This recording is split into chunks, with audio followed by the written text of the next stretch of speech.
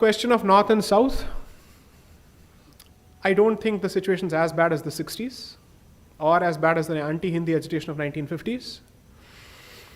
But the reason why it is kept boiling, this nasty venomous pot is kept boiling, is because of the most pernicious form of secessionist movement the history of this country has seen. It is Dravidianism and Dravidianism alone.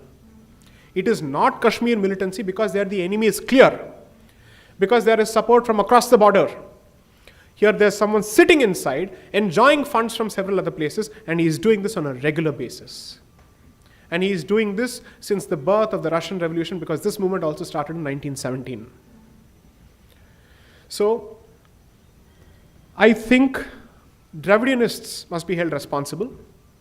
But the other side of the equation, I said this in my lecture at BHU, everyone from whichever part of the country they may be, if they think of themselves as Bharatiya, apart from their mother tongue, they must learn another Bharatiya language, without a doubt. If you don't do that, you may learn a particular language because of economic reasons, because you have to move to some place or whatever. But I would want a greater integrative reason for learning another language.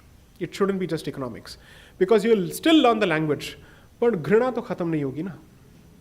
That will still go on. You're learning the language because that's your means of livelihood. You can't survive without it. But the poison within and the separatism within will not die.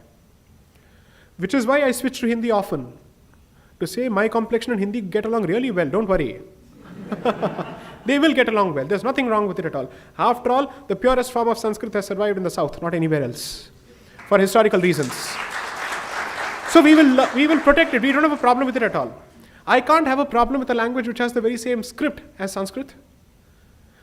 Dravidians have a problem with Sanskrit, and that is why they have a problem with Hindi, is the calculation most people miss. Their problem is with the Hindu identity, and therefore everyone who represents the Hindu identity is a problem. So the person coming from the cow belt who speaks Hindi is a problem precisely for that. And this is a very different example to give.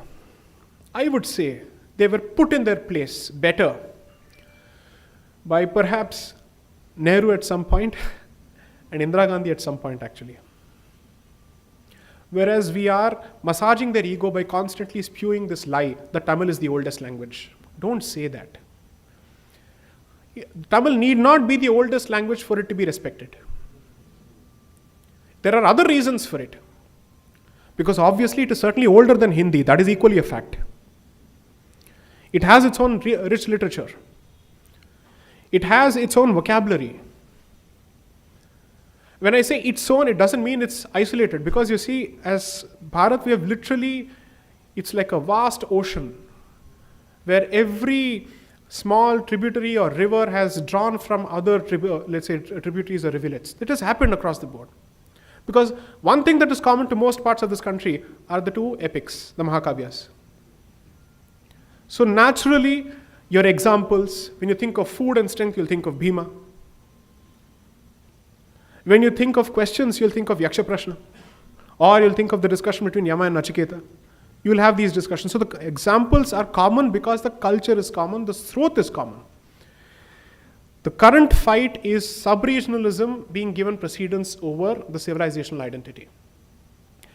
And the civilizational identity is the product of thousands of years of synthesis, and that is being undone. Pull each thread at a time. Kapda kahan se bachega uske baad? Next, ma'am.